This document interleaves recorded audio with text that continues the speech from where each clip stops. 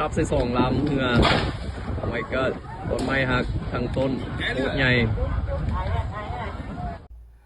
เกิดเหตุระทึกกลางคลองต่อหน้าเมืองหลวงพระบางเหือหลายลำได้รับผลเสียหายจากต้นไม้ล่มทับสบายดี FC แฟนคลับทุกท่านมาพบมาพ่อกันเศร้านี่โอ้ยเป็นข่าวที่บ่ค่อยดีอีกแล้ว2-3 มื้อนี่ตื่นขึ้นมานี่ก็มีข่าวบ่ค่อยดีข่าวเรื่องเล่าเรานี่มาจากไสมาจากฝนตกหนัก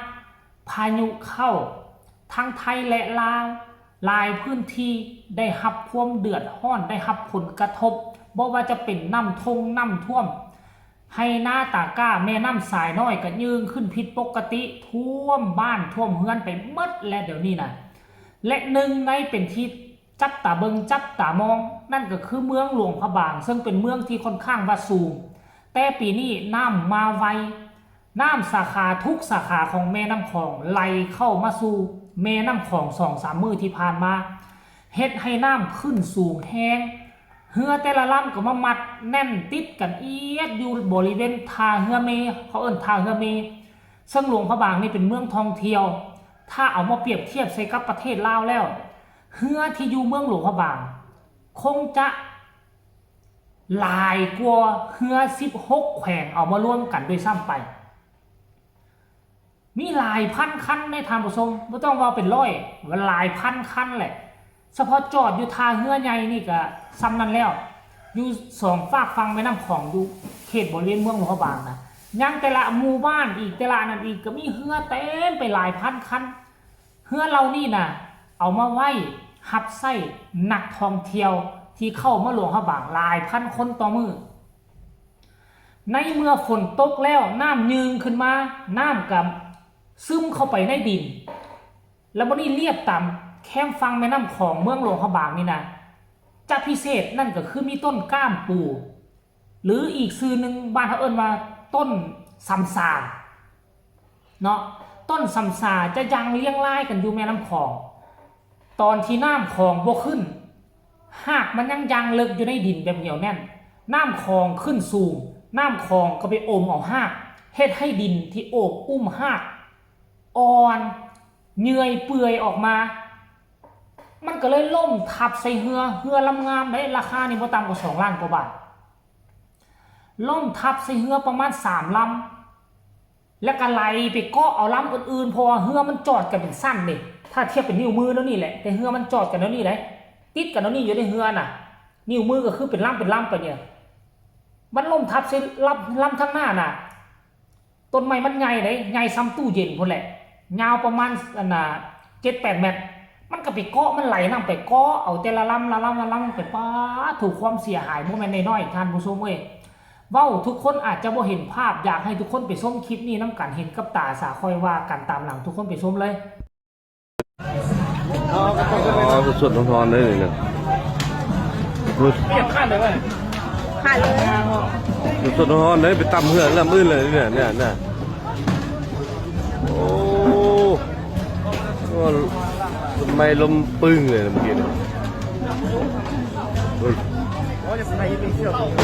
เอ๊ะไปสร้างเหือลำนั้นแล้วมันเนี่ยรถเสื้อตัวนี้ผมอยู่นี่โอ้ไปเบิ้ลเลยอันนี้ฮะเรามันขี่จอดอยู่นี่แหละผมไปเบิ้ลเลยเนี่ยลากไปเลยเนี่ยเพราะคันตัวนี้รักยุ่งอะโอเคน่าจะอยู่ได้โอ้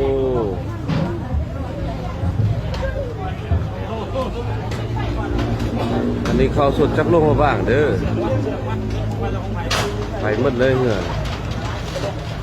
ล่างกันหมด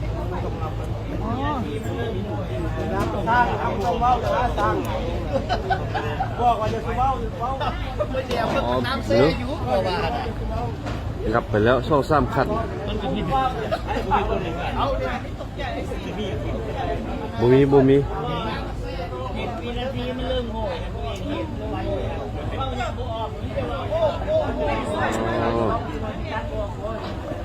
ไอ้ซอยไม่เดี๋ยวเด้อ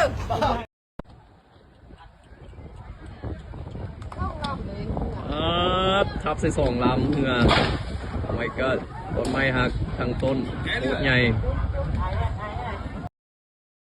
เอาไปดิเอาไว้โอ้ยอยู่ต่อหน้าคาบาน่าอีกตายแล้วอะไรแล้วว่าแล้วเหงื่ออีกโอ้ย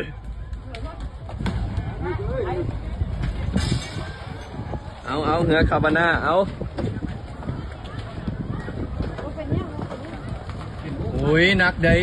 เหงื่อ2 ลำต้นไม้โคตรใหญ่นี่ตายแล้วแล้วข้องกูอยู่อีกเนาะน่ะ เอาวันนี้เหงื่อเขาดิบอกว่าบ่ได้กลัวไปขนาดนั้นสิระวังเด้อเล็งขึ้นเด้อโอ้ยตายแล้วปะนี่โอ้ยเหงื่อไอ้ออมหมุนแท้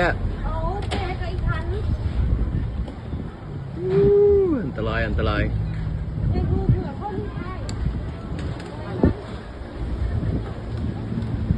ันหักเข้ามาทางนอกทางในพี่นะแต่ว่ามันสิลากเหงื่อไหนอ้อมันตีก็ตายอันตรายนะนี่นะระวังกันในเด้อสองฟ้าสองฝนผู้ใดอยู่ต้นไม้ใหญ่นี่แกเสื้อดีเอาลากไปน้ำแล้วมันบอกแม่ไอ้นึกอยู่นั่น